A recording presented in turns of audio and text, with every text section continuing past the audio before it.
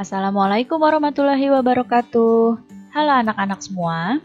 Hari ini kita akan belajar tema 6, subtema 2, pembelajaran kedua dengan muatan IPA dan SPDP. Sebelum mulai belajar, kita berdoa terlebih dahulu ya. Berdoa dimulai. Berdoa selesai. Baik anak-anak, sudah siap untuk belajar hari ini? Kalau sudah siap, mari kita mulai belajarnya. Pertama-tama kita akan belajar muatan IPA. Coba perhatikan gambar yang ada di hadapan kalian. Ya, di sini ada gambar Siti sedang membantu ibunya memasak. Nah, Siti berkata pada ibunya bahwa dia baru saja belajar tentang perpindahan panas dan dia sudah tahu mengapa jika air direbus lama-kelamaan akan mendidih. Lalu ibunya berkata bahwa ia minta dijelaskan bagaimana caranya air bisa sampai mendidih. Siti pun menjelaskan pada ibunya. Nah, air di sini yang letaknya dekat dengan api akan mendapat panas dari api, sehingga air menjadi lebih ringan. Nah, air yang lebih ringan ini yang sudah terkena panas dari api akan bergerak ke atas. Di sini pada gambar ditandai dengan panah yang berwarna merah. Akan bergerak ke atas dan digantikan oleh air yang ada di atasnya. Jadi air yang ada di atas akan turun ke bawah. Di sini ditandai dengan panah yang berwarna biru untuk dipanaskan. Begitu seterusnya hingga air mendidih. Perpindahan panas secara konveksi adalah perpindahan panas yang disertai dengan perpindahan zat perantaranya.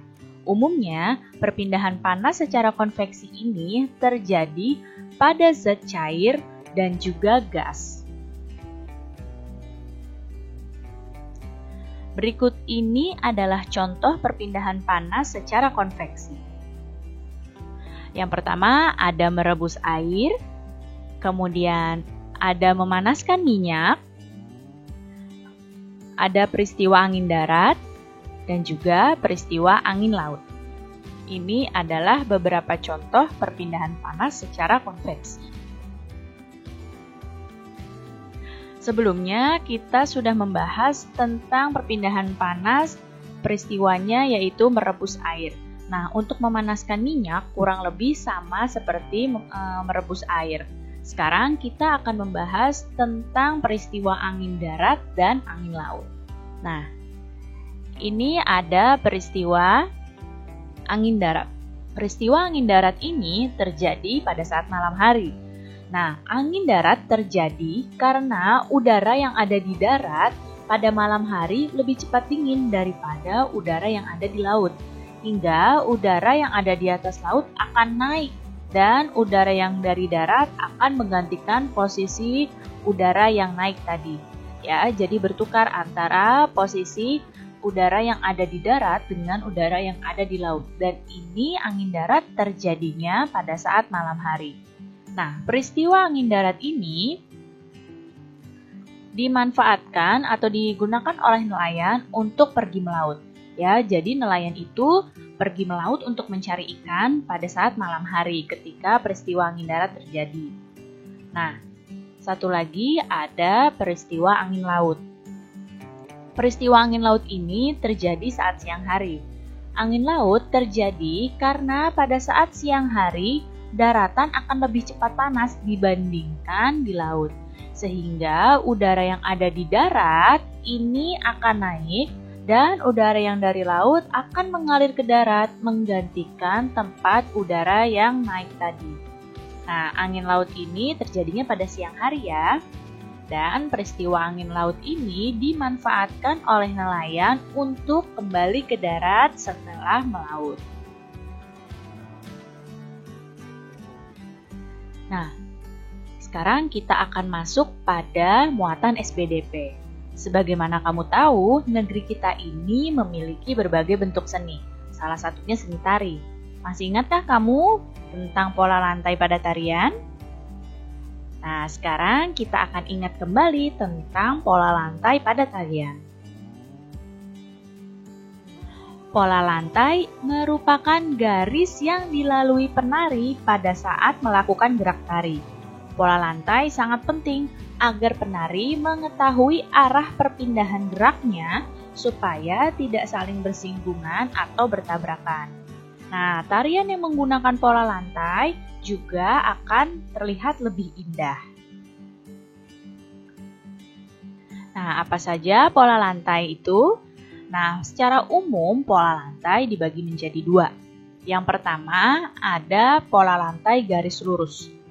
Pola lantai garis lurus ini dibagi menjadi pola lantai horizontal, pola lantai vertikal, dan pola lantai diagonal.